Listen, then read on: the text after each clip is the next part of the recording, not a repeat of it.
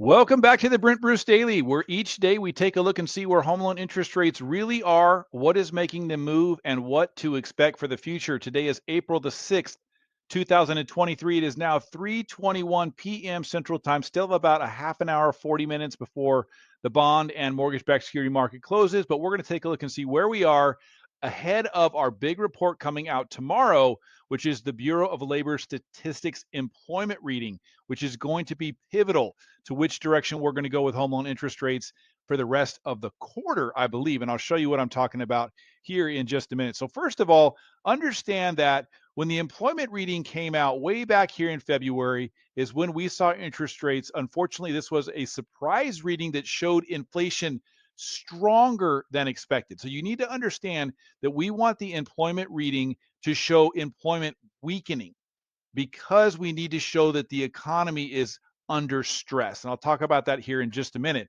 But this report came out here showing employment stronger than expected. And we saw a full 1% increase in home loan interest rates for a standard 30-year fix. We have clawed our way back and now have gotten 1, 2, 3, and now it looks like probably 4 days closing above the 200-day moving average, which has been a long fought battle. Now, here's the thing.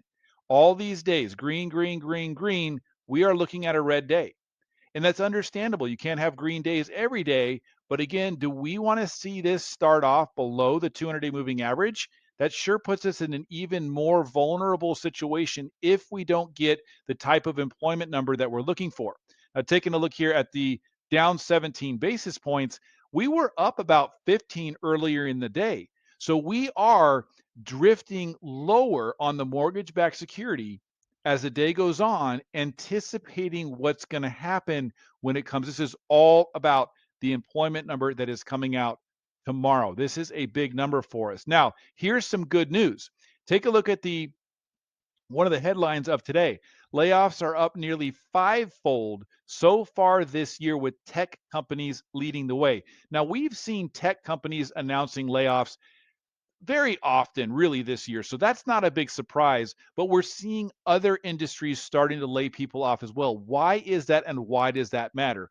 Well, if an economy is booming, people are spending money, they're buying products, and the more products they buy, the more employees they need to fulfill those products and deliver those products.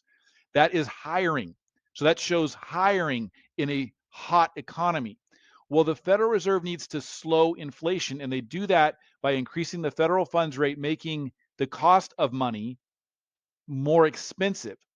So by increasing interest rates, it makes borrowing more expensive. So the cost of money is more expensive, and that makes people have less money left over at the end of the month. Not only people having less money, but businesses having less money at the end of the month. So people will buy less product. If you don't have extra cash laying around, maybe you don't buy that extra, chocolate bar, you don't buy that extra bucket of ice cream, you don't buy the premium brand breaks, you maybe buy the regular brand break. It goes into everything that pulls back, that leaves more product on the shelf, which allows inventory to grow, which then all of a sudden allows inflation to start to subside or come back down. As people are buying less and less products, that means you need less and less employees to fulfill the creation of and the delivery of those products. All of a sudden, you have too many people working for you, not as many people buying your products anymore. You lay them off. So that's why we're interested to see how employment numbers work, because when you have layoffs and you have employment growth either slowing or shrinking, that is another indicator that inflation is coming down and the effects of the Federal Reserve increasing the federal funds rate is working in slowing the general economy. So let's take a look and see what it looks like when it comes to home loan interest rates today. Also wanted to point out that we're at zero here on the 10-year Treasury, which means, once again, the 10-year Treasury market is sitting on the sidelines waiting for the report to come out tomorrow. Look where we're at now, guys, down 27. That is not what we want to see. Okay, so unfortunately, look at bouncing below the 200-day moving average. I hope that we end up closing the day out just sitting on this 200-day moving average, not below it, because that creates a ceiling of resistance rather than a floor of support. This is, everybody, clearly what this is is that is the market nervous? It is the market getting ready to see what happens tomorrow, hedging their bets.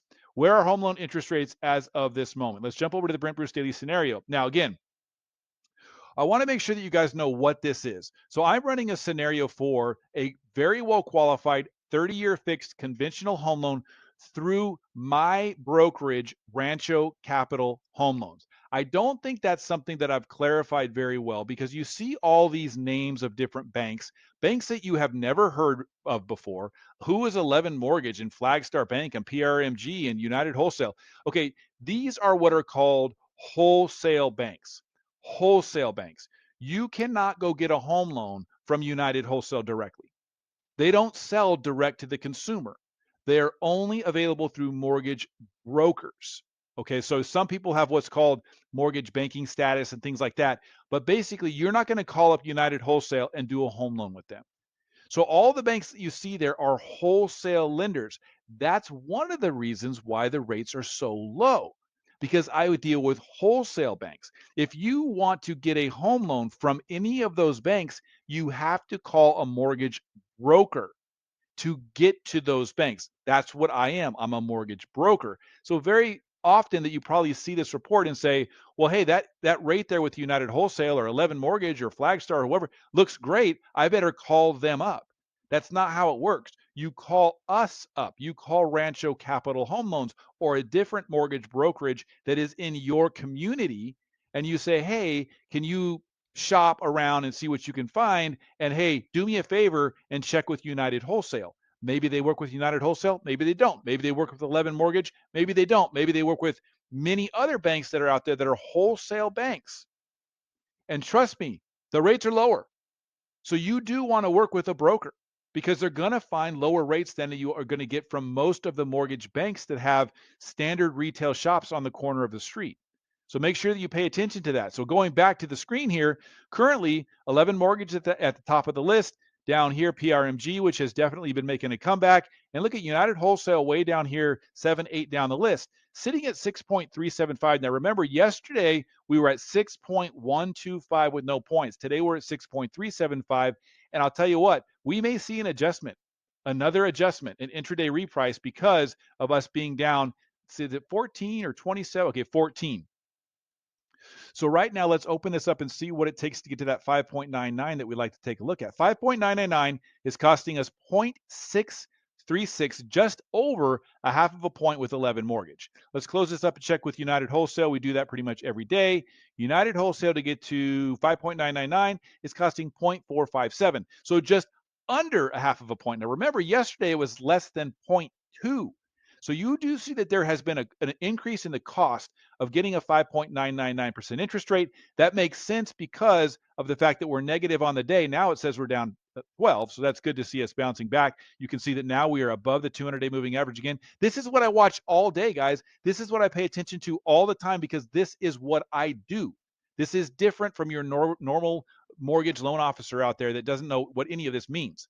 So let's take a look and see what we expect to happen tomorrow. Now, if we get an employment number that shows employment subsiding, employment numbers are a lot worse than expected. Okay, so job cuts have soared over 270,000. So if we get reports that say that overall the employment picture is, is dim, employment is worse, the economy is getting worse, that is what we want.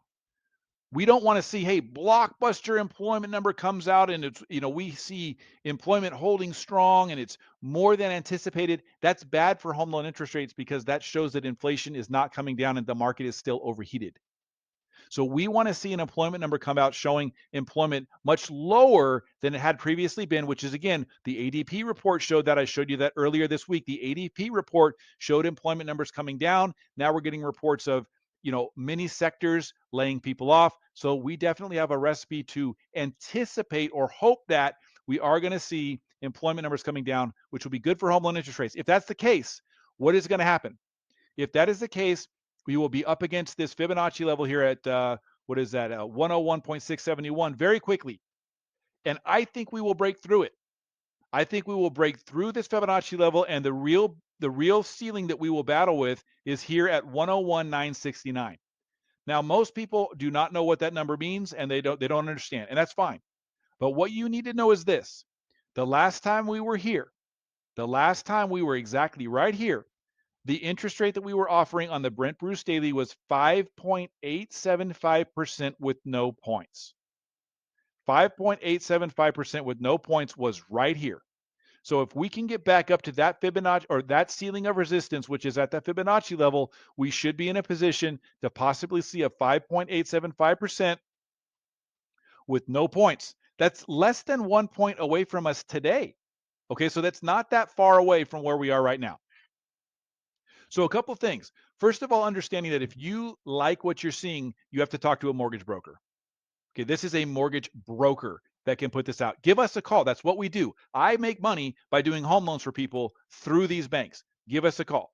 The second thing is make sure that you like, subscribe, and share so that you get this kind of update every single day, and you'll know what's going on as well. And you will over the weeks and months learn how home loan interest rates really work and how they are tied into the bond market and the general economy. If you have any questions at all, reach out to me. Send me an email. Send me a text. Give me a call. I'd be happy to give you more information about what we have going on and also see what we can do for your clients, because I don't know why anybody would be pre-approved anywhere other than a broker like Rancho Capital Home Loans. Talk to you again soon.